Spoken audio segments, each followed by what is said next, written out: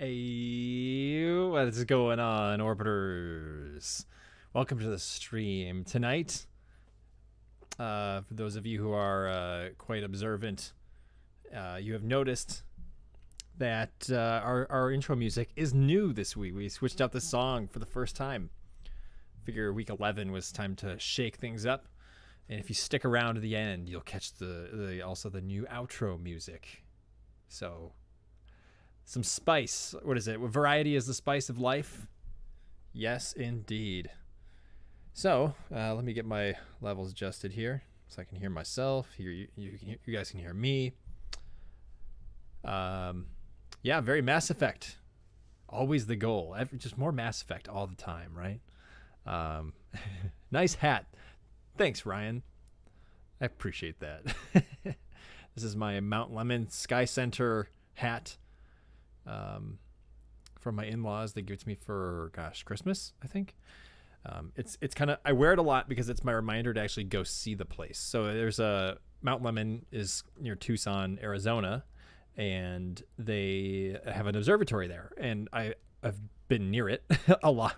On this one trip we went by it a lot, and I didn't go there. Actually, we didn't have the time in our trip to go see it, but my stepfather-in-law has been there, and they got me this hat when they went, and I wear it all the time because it's my reminder to go back to Tucson and see the observatory there. So I don't know if it's hard to read, but it's on the hat, and it keeps me warm. So bonus, it's got like a fleece lining, so perfect for just chilling in the winter inside. Keep the heat low, but keep the hat on. It works. What's up, Roger? Greetings, sir. Good to see you. Yeah, so tonight's going to be just a chill night. There's a lot of SpaceX launches happening. Funny story this weekend. Also, I think my GoPro's white balance is all over the place today. It looks very magenta, does it not? Like the light around me? But the light in my room is actually more of a bluish purple and not like a pink purple.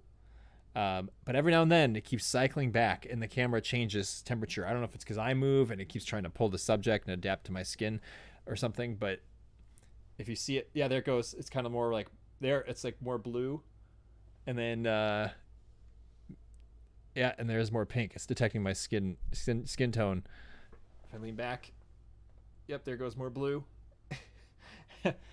And I can't do anything about it because when the GoPro's in webcam mode, yes. Ooh, good point. Is this High Charity 2 that I'm in right now? The sequel to High Charity.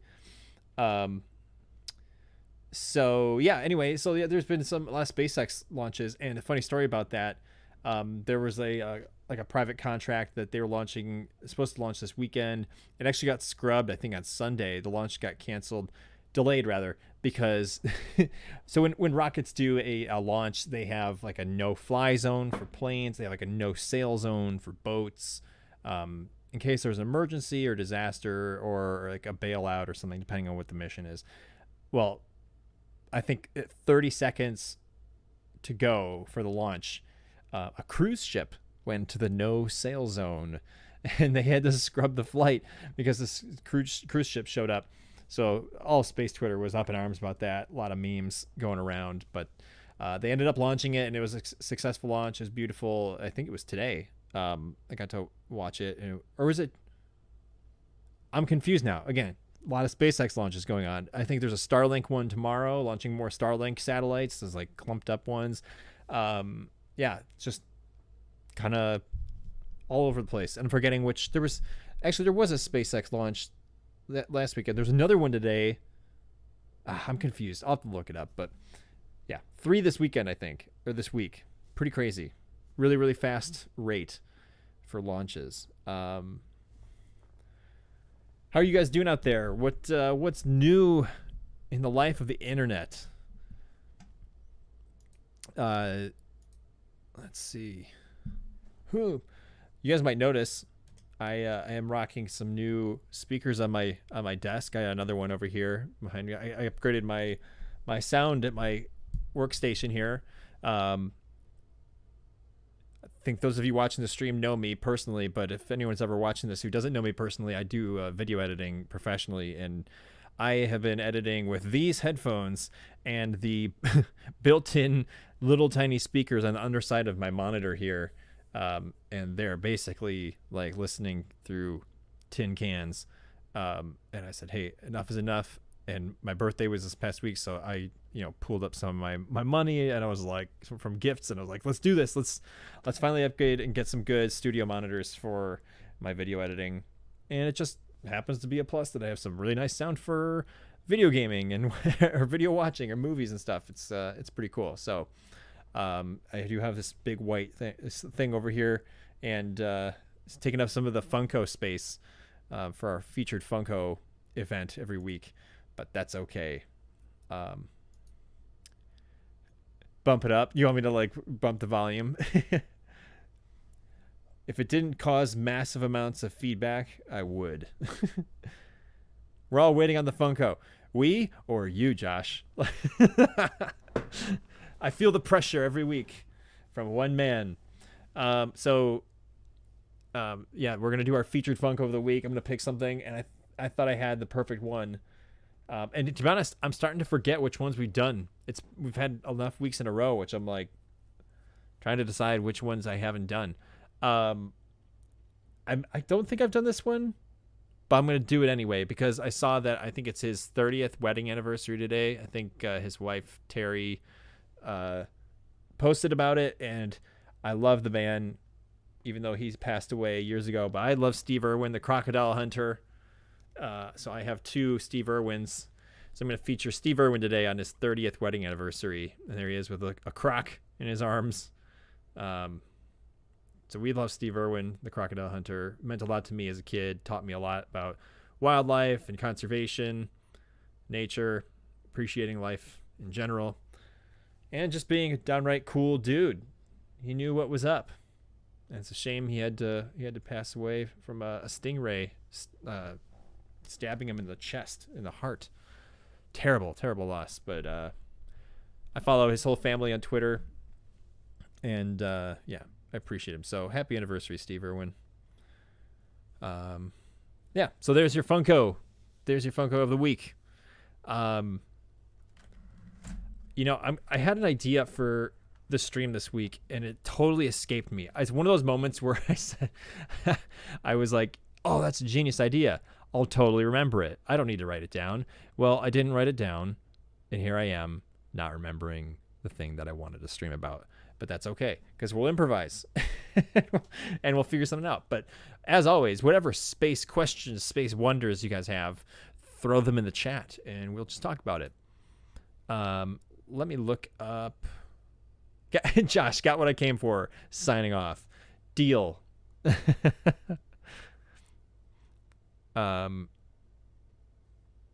Let's see. What's been going on in the space world? Just breezing through some of my news here. Try to get some cycles in my head. I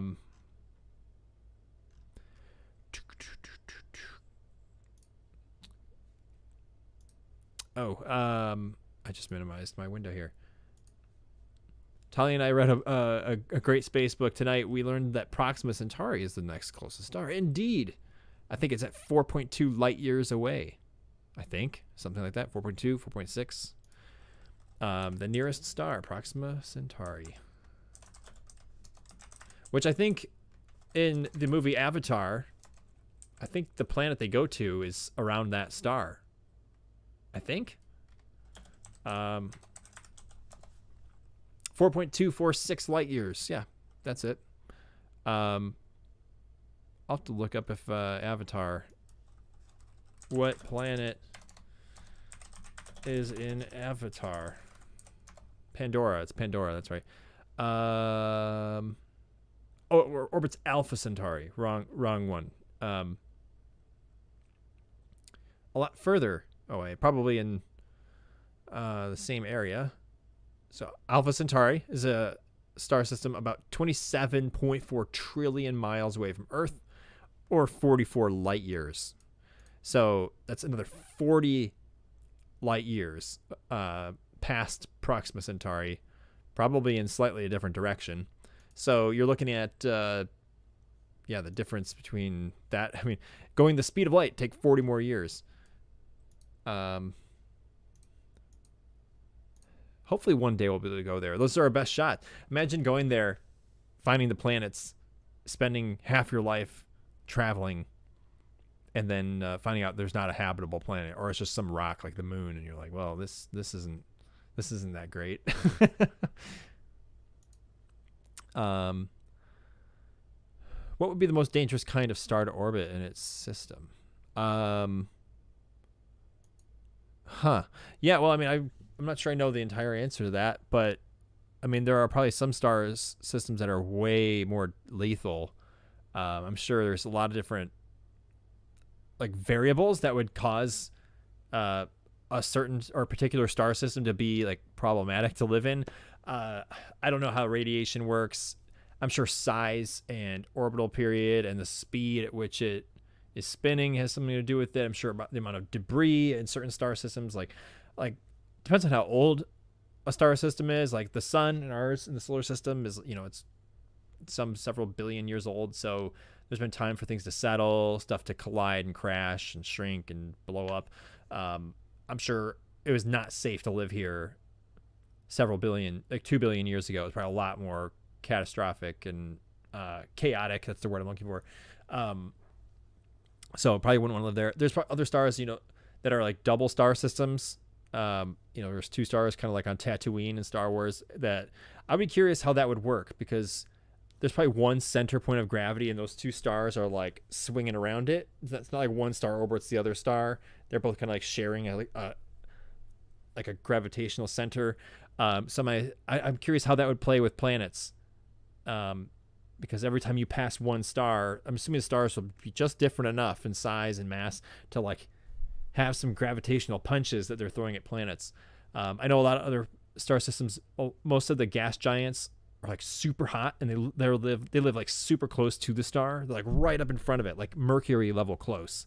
Mercury is like really close to our star, but like, if you were to stand on that surface, you just get roasted away. Like the one side of it is like deathly hot, and the other side is like frigid cold. So I'm curious. There's probably a million scenarios where it's like, this is dangerous, this is dangerous, this is really dangerous. I guess other than Earth, probably every place is dangerous. Earth is dangerous. Who'd want to live here? I'm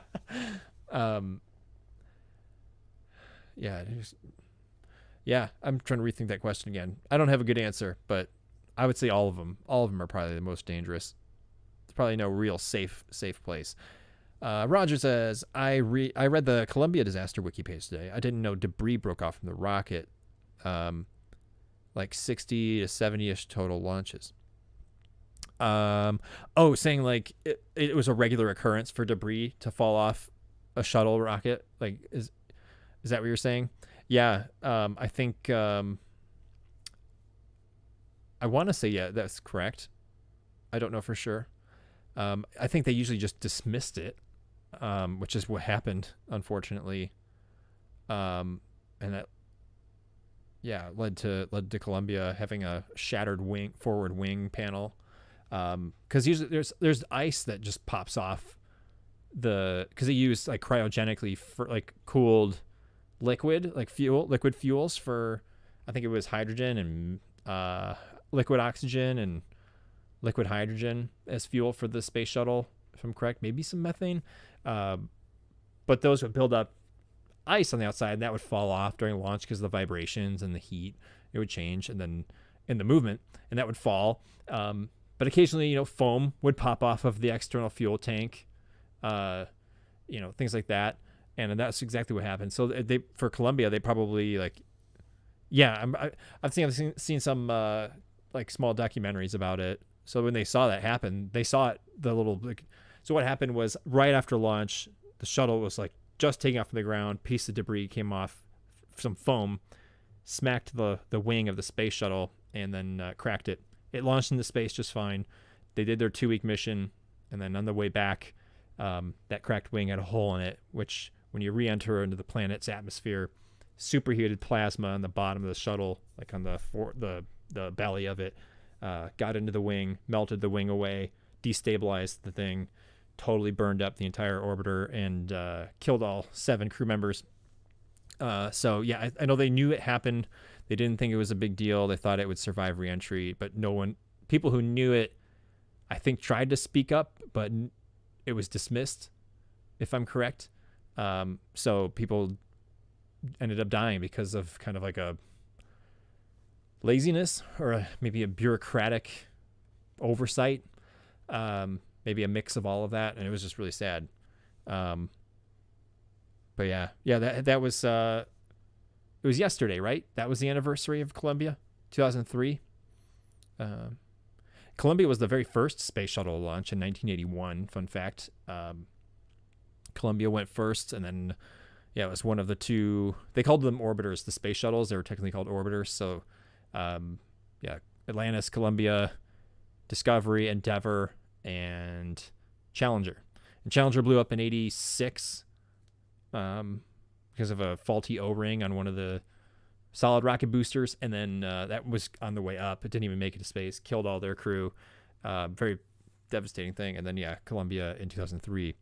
I remember being in my tech ed class in junior high. I was in 7th grade, and the next day, I think, or the day, I don't remember what it was, but my teacher, Mr. Velo, I remember him. He just talked to our class about it. I remember sitting there and being like, oh my gosh, like, that's just crazy. I can't believe that happened. And I was old enough to kind of get it, but maybe young enough to not remember enough. It was a weird combo, but I do remember the day that it happened.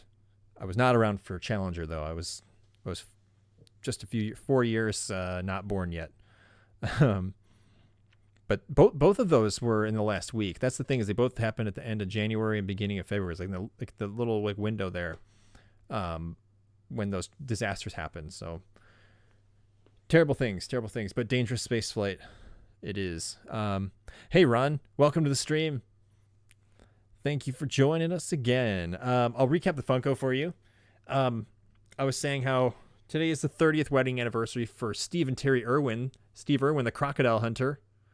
So I featured Crocodile Hunter. I couldn't remember if I'd done him before, but why not? It's his 30th wedding anniversary today. I think it was today on Twitter I saw. So I appreciate Steve Irwin. So there you go.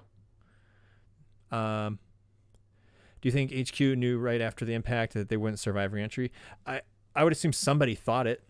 I know some of the analysts knew it happened, and they had the footage, they had the pictures, and they probably were really concerned that it would be fatal. But the right people kind of just said, or the wrong people really said, yeah, well, don't worry about it. It happens all the time. I'm sure the damage isn't that bad. So what they ended up doing, though, was thereafter, I think there was like a two-year period where the shuttle wasn't flying. It didn't fly again until 2005, 2006. And they instituted a new protocol. Every time a shuttle launched, when they got into space, they would do a check. So there's in every space shuttle. I wonder if I do. Hold on. I have some bigger models upstairs, but I'd have to dig them up. Sweet. I have this tiny little space shuttle. Check it out. There's your space shuttle orbiter. This one says, it says Enterprise on it, which is funny. Not so much a Star Trek joke as it is like referring to the test version of the space shuttle, which was built and it did fly like a test flight. It didn't go into orbit, but I think it went up and then it came back down and it just glided. It didn't have engines on the back, so this is inaccurate. It actually has motors on the rear end here. So this is a little bit of an anomaly. But I think the payload bay doors open here. I think they do. Yep. So space shuttle had payload doors on the back. Can you guys see that? They open up and they would store, pieces of the space station or satellites like Hubble. You can see one in there, the little silver bit. And they would deploy stuff from the payload bay door. But inside there, they would have a little robotic arm. It was made by Canada, the Canadarm. and it was like two swivels. It was like, one piece and two piece, like a hinge, and they could take. I don't have a good. Here.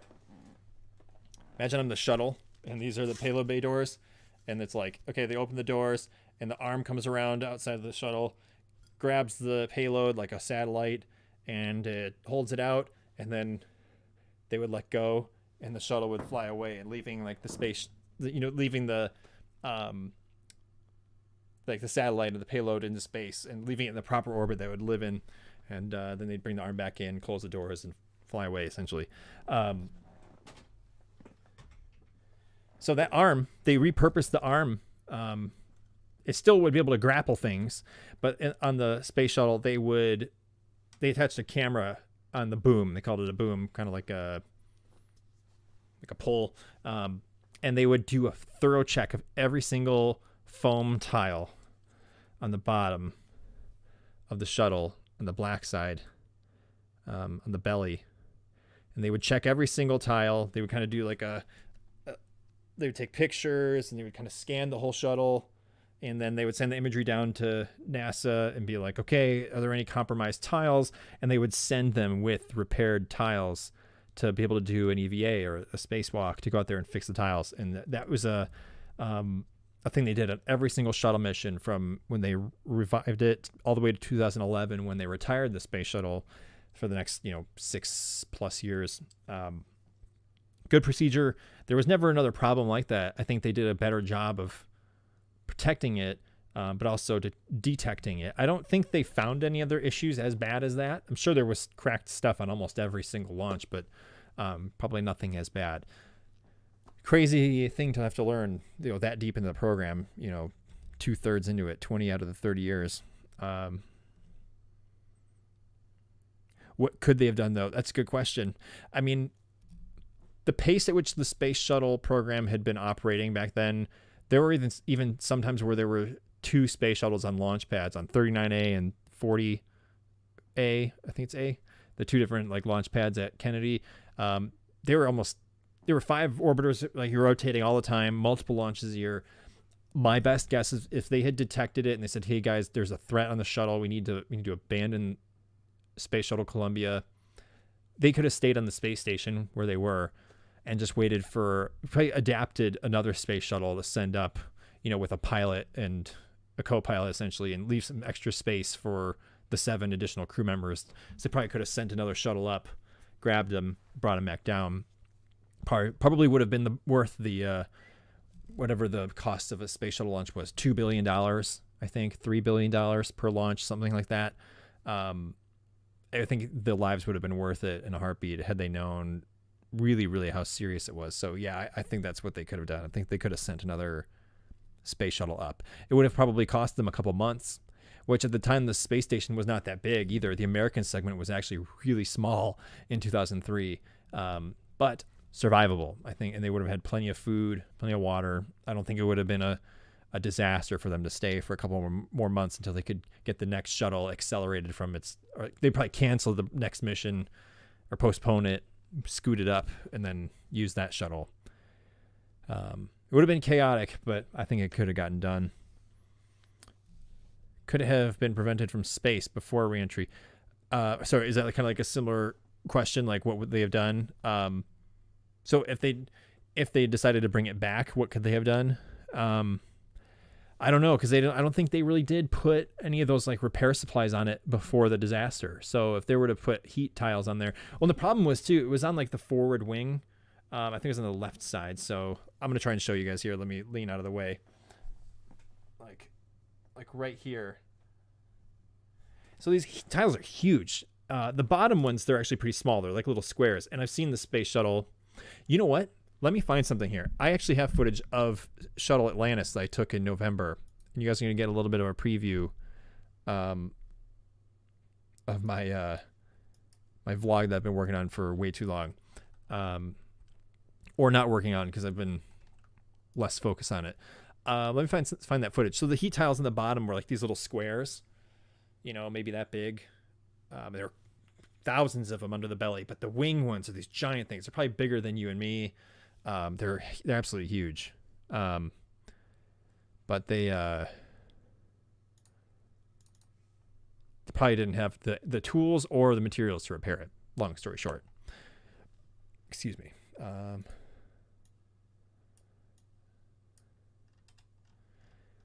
Okay. Sorry, let me keep up the chat here for you. Was that an option to rescue? The article made it sound like it wasn't feasible to rescue.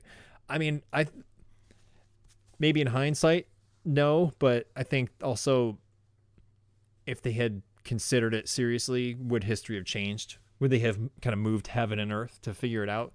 Maybe at the time it would have been like, yeah, this is impossible. But if they like really kind of like Apollo 13, where it's like, hey, the like heat and the oxygen tank is leaking and the heat's going out and everybody's sick and takes a couple days to get back to the earth from the moon when that problem happened. Like they rose to the occasion and problem solved really hard with the things they had and they made it work. I think there would have been something like that happen had they really had the chance to sit down and problem solve. And I think that's what NASA's best at, is problem solving, you know, kind of like engineering things that don't exist. Unfortunately, this was a time where that didn't go as well. So I think there was a chance, a small chance, but a chance. All right. Oh, this is going to be a wild guess here. That is Titusville. So I'm going to find some. That's a Saturn V. Digging through my raw footage here of the Kennedy Space Center so I can show you guys the heat tiles. I know I took a ton of footage of it because it's Kennedy Space Center. Nice.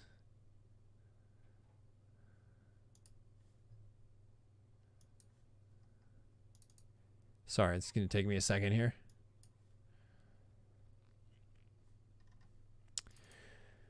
So I've seen Space Shuttle Endeavour in LA in person, and I've also seen Space Shuttle Atlantis twice in Florida. Space Shuttle Discovery is in DC, I believe, at the Smithsonian Museum. And you have to look in Premiere. It's probably easier. So that's on my checklist to go see. And Space Shuttle Enterprise, the one I mentioned, the kind of the demo version, the like prototype, is in New York, I think. So, yeah, would love to see those in real life. For those of you who have never seen a space shuttle, they're massive. They're really big. I mean, they're multi-story rockets. And it's like looking at a plane. You don't realize, you kind of see them in the sky, like, look at that tiny thing flying up there. When you get right under a plane, it's kind of overwhelming. Let's see. Oh, that's not helpful. I will find this clip and I will show it to you because it's fun. Man, the previews are not loading up very well. It might take a few minutes. Sorry.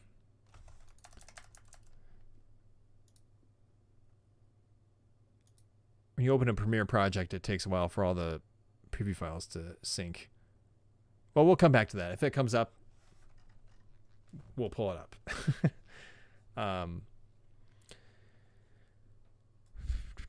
Yeah, so I keep thinking about last week's stream and how we got to do that playlist, the music playlist. I did post that on Twitter, and I did post it in the description of the previous week's stream. So if you guys who are watching this week missed last week, we kind of had this fun game where we wanted to create the ultimate go to space playlist. So we asked everybody for their best suggestions, and we created a 25 song playlist, and I put it on YouTube Music. And honestly, I think one of the songs didn't work because I think it's exclusive to YouTube Premium members, so sorry about that. But it was more obscure anyway, so no big deal. But be sure to check out the description on last week's stream video. You can replay that on the channel, on the Orbital Alliance YouTube channel. It's I think number 10, and then you look in the description and the playlist should be there. Should be playable by most people with the YouTube account. I don't do Spotify, so because I'm kind of like, I don't know, lame, old, one of the two, both. Yeah, so you can play it there. So it was super fun to make with all you guys. I appreciate all the suggestions that we got to have. It was a good time. Yeah, I'm like trying to come up with more topics like that next week. another topic like that, because that was super fun. I've also mentioned I've wanted to do like a trivia. Let's see. Man, I must not have loaded all the footage in here. Wait, that's I see the Saturn. Oh, here's a space shuttle.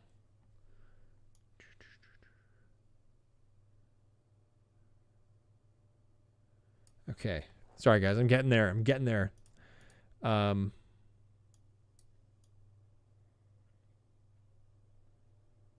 you can kind of see the tiles in this.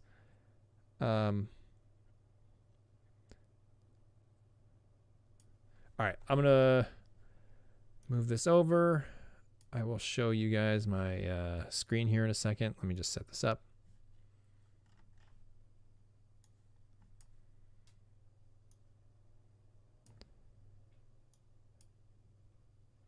So the Atlantis exhibit in Florida, in Orlando, or it's like Orlando, just like maybe 40 minutes east of Orlando, Kennedy Space Center. They have a really cool visitor complex you can go visit. It's kind of like a mini theme park. There's a lot to do, but it's definitely not Disney World. They have little experiences. They have stuff for kids. They've got IMAX theater and a rocket garden where they have kind of these mock-ups and decommissioned rockets, stuff that wasn't used. A lot of it's like, you know, really old stuff from like the 60s, 70s maybe. And they kind of have that stuff set up there outside. And then they have the Space Shuttle Atlantis exhibit, where the real space shuttle lives for the rest of eternity. They decommissioned it and they put it on display. But they have this really cool educational experience right before it that you go through the building, and when you get to it, they do this really cool video experience, and it kind of like is the transition to the shuttle room, and it is really awesome.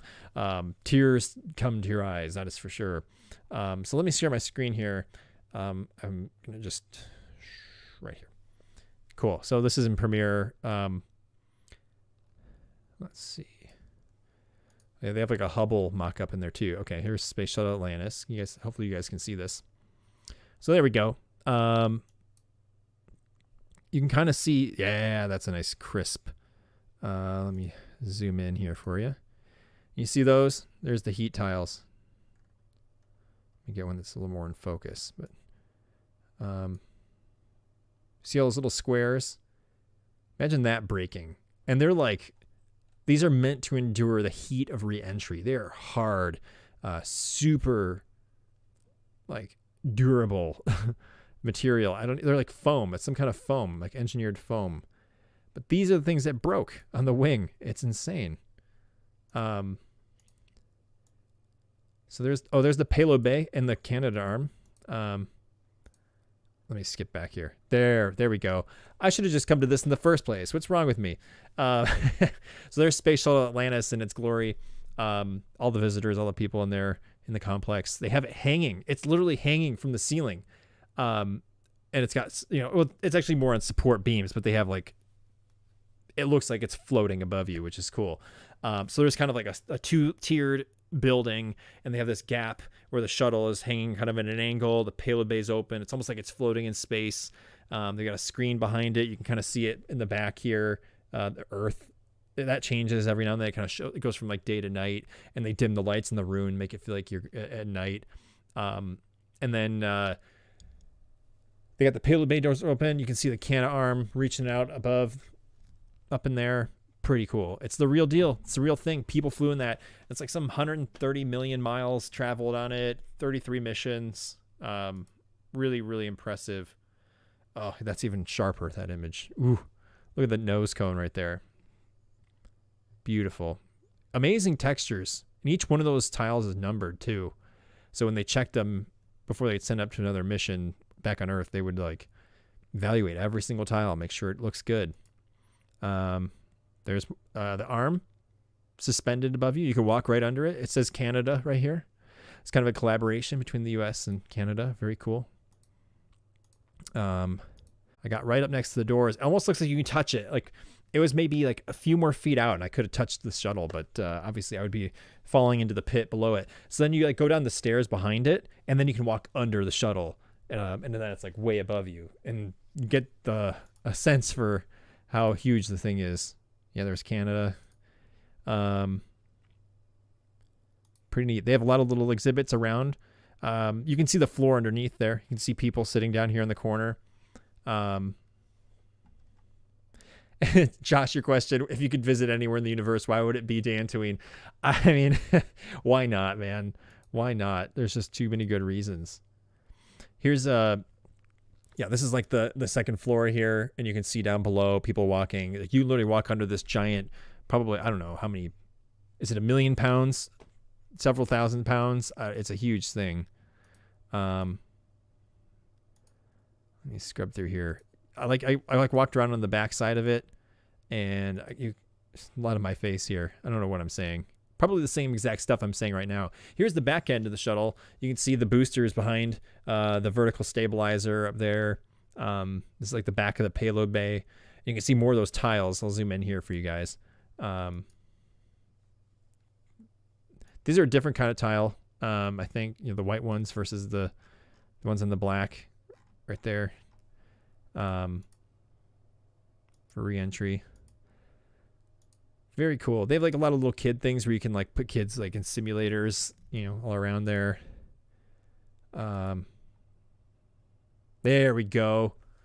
Those RS-25 rocket boosters on the back, engines. A full-size adult could fit in one of those, just like could sit in it. They're huge. They're absolutely huge. Yeah, I mean, they're huge, Ron. Those tiles. I mean, they're like, bigger than you think. It's not like your bath tile, like on a wall like this. I mean, they're bigger,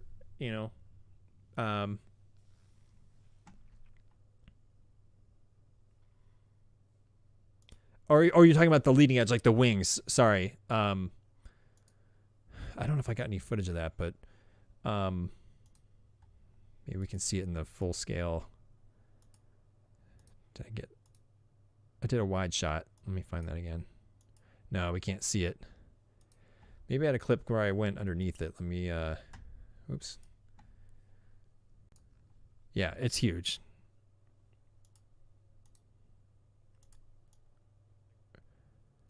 Did I have a shot looking back?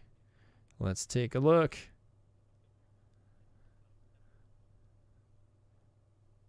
I know there was that one shot I was looking down on the floor. Where was it?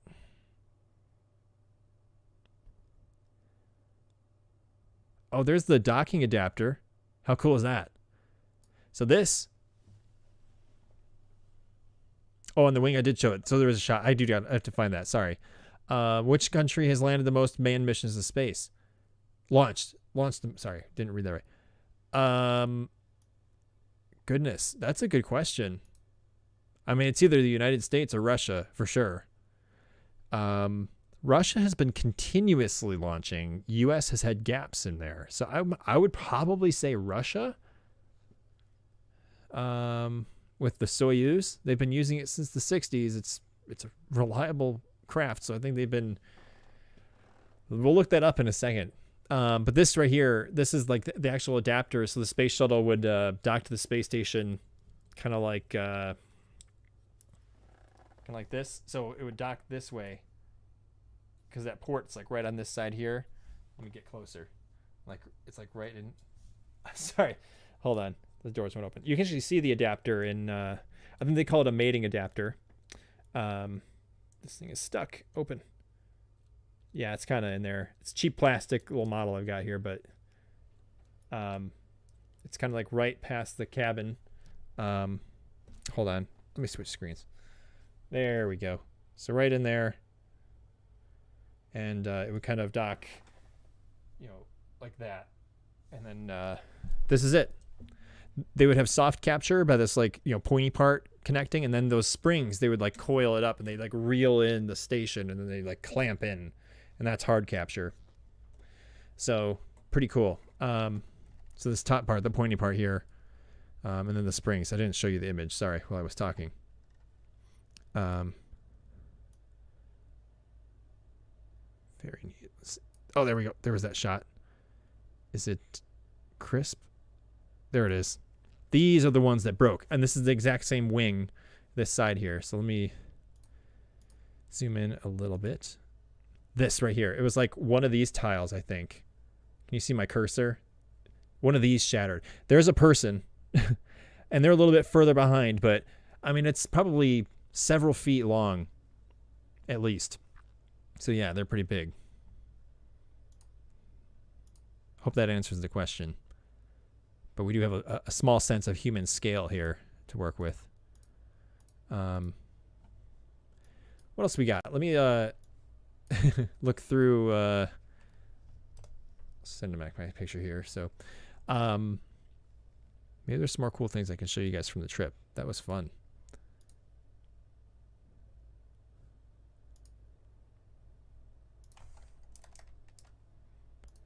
Like I said, they've got a lot of cool little video experiences, like ahead of seeing the space shuttle, which was really, really awesome.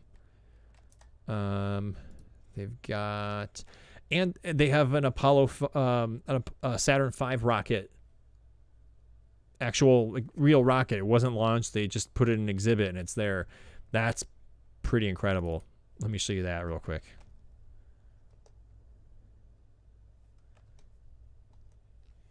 Okay. So the Saturn V Center, the right stuff. That was their merch store. Look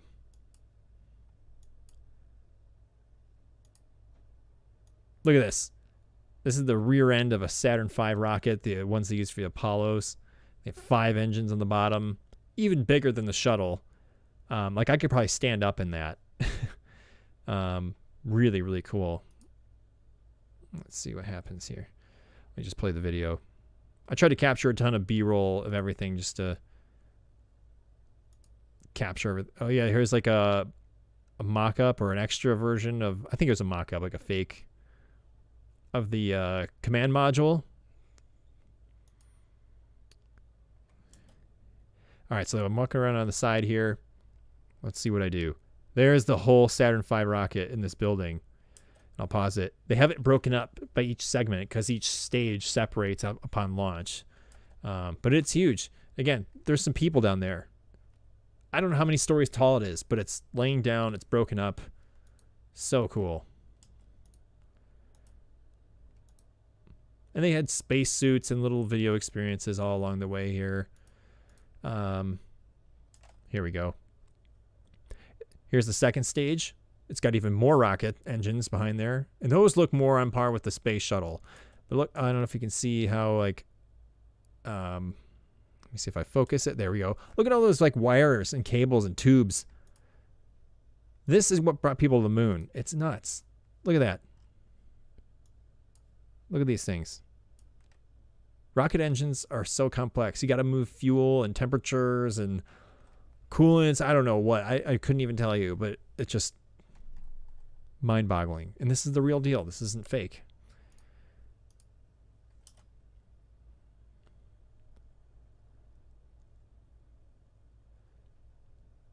Again, this is all my raw footage, so it's very very shaky. There's the Space Coast. And out in the distance here, you can actually see the launch complexes from, this is Banana Creek, the area that they're at. And the SpaceX, that's the launch tower. So there's an elevator in there where any astronauts that are riding on a SpaceX Crew Dragon would go up there. And then just to the right, there's a little white thing. That's a Falcon 9 that had a Crew Dragon on top of it, ready to go. It was supposed to launch, gosh, what day was that? I went on Saturday, so the next day. It was supposed to launch the next day, but it didn't. Pretty cool. But there it is. Where is the one can't miss space center or museum you'd recommend everyone to visit at least once? Kennedy Space Center. I think there's the most to do. Although I guess I can't speak for all of them because this is really the only big one I've been to. But I mean, they've got a dedicated visitor complex. Johnson Space Center in Houston also does. But I think there's fewer things to do and fewer authentic things. There's a lot more mock-ups. I think they have a fake space shuttle to see. I think they might have a Saturn V there. Maybe there's one there too. But I think there's more to do. There's a bigger campus, and this is where the launch complexes are. So you can do tours of the actual launch areas. And it's, I mean, really Cape Canaveral, that whole area is huge. It's absolutely huge. like it's so big. It takes a really long time to drive around on a bus. And it's just more scenic. It's actually a historic like wildlife preserve too for birds, like avian species. So, and there's alligators and all kinds of really cool stuff. Eagles. So I think there's just so much more to do than rockets there. And it feels like, hey, for miles, like this place is just for space. You know, even in Houston, I think what I understand of it, it's like there's a campus, but it's kind of just like amongst a whole bunch of other things. You know, the suburban area and industry. This feels like Spaceland. They just happen to have some visitor complex stuff there. So I would say Kennedy Space Center in Florida is my short answer. Yeah, let me see if there's anything else cool to show you guys here in the video. I do want to go to, I do really want to go to Houston. I've never been. I would like to visit Jet Propulsion Lab in California. That's in Pasadena. Because I think there's just they might have some visitor stuff there too, but that's where a lot of the like robotics stuff happens. The rovers are controlled from there. You know, on Mars. I'd like to meet the people there who are in control of that stuff. So I would like to go visit JPL, Jet Propulsion Laboratory, as well. But let me show you this. This is outside the Atlantis exhibit. They have a replica of the solid rocket boosters, like the two white rockets, and the external fuel tank, the orange fuel tank, of a space shuttle right outside. And you can see it from a real far distance. This is me right under it. So take a look at the people here. Again, think about the scale. This is the size of the thing that they used to launch all the time. Every 3-4 months, I think, space shuttles went up. But people are pretty small here. So I'm going to hit play. I'm assuming I look up. Yep. Look at this. It's so big.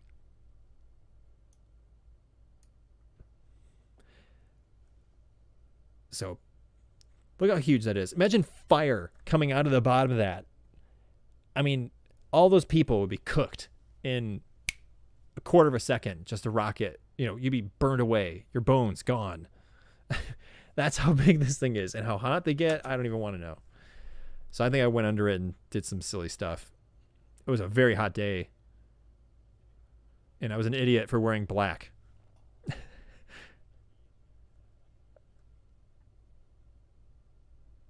And it was like a plaster model mock-up or something like that. There we go. Look how big that is.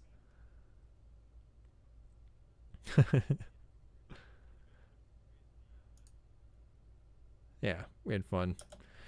Oh yeah, there's the gift shop. So the cool thing about this gift shop at Kennedy Space Center is they play a lot of like pop culture music. So they were literally playing Interstellar music while I was in there. So I was freaking out. I did buy some shirts, of course, and a book. I bought a collar for my dog, Nova. Oh, I bought that shirt. That's the shirt I bought. I bought a NASA collar for my dog. They have like the bridge in there. There's like a bridge in the second level of the shop. Actually looks like the shuttle launch tower bridge, you know, where they would walk astronauts across into the space shuttle when they were loading them up. But anyway, it was a great experience. I'd recommend going there 100%. Let's see. They had a lot of like mock-up stuff. Like I said, it felt like Disney World, but in too. It's like the first thing you see. It's kind of right by the road, and then you turn into like park. But it's like, it's huge. It's really huge. Cool. Well, my goal is to eventually get this done. I'm kind of like remembering all the stuff that I shot. I'm getting chills now. Okay, well, maybe I need to move this up my priority list and actually edit this and get this onto the channel because it was a good experience. All right, guys. Almost 9 o'clock. I think I might wrap it up a little bit earlier. Here's Ron. When are we going to see this footage? Yeah, right. Yeah. So I don't know how long it's going to take me to put this together. And to kind of like tell a good story, but I think there's some fun moments. There's some cool little like experiential things. But yeah, let's see. Let's make a commitment here. How about by the end of February? It's February 2nd right now, so and it's a 28-day month. Let's say by the end of the month, I'll make that my goal. I got a lot going on elsewhere, but I think oh, I keep freezing. Oh no. Sorry about that. Hopefully it says I got a good stream. I hope. Let me know. Well, either way, I'm going to try and wrap up here. So yeah, by the end of the month, let's make it the due date for the Kennedy Space Center vlog that I shot. So February 28th at the latest. Cool, guys. Well, thank you guys for hanging out. Hope you enjoyed a little bit of a preview of that video and just good discussion about the space shuttle. Keep it real out there, my friends. For those of you in the area, stay warm and free of dangerous snowfall. I know there's a lot of stuff out in the East Coast right now. I think people are getting hit hard with a lot of snowfall. So be very, very, very careful. Josh, are you getting any snow any more down in North Carolina, or is that just north of you? Let me know in the chat. But yeah, so we'll be back next week, Wednesday at 8 p.m. And yeah, I'm like currently in the planning stages for some more of the 2022 videos, some more content here. So I'm trying to keep it a little bit more focused on the stream right now, week to week, just consistently getting some stuff in. But I do want to do more edited videos, and we'll see what ends up coming down the pipeline for that.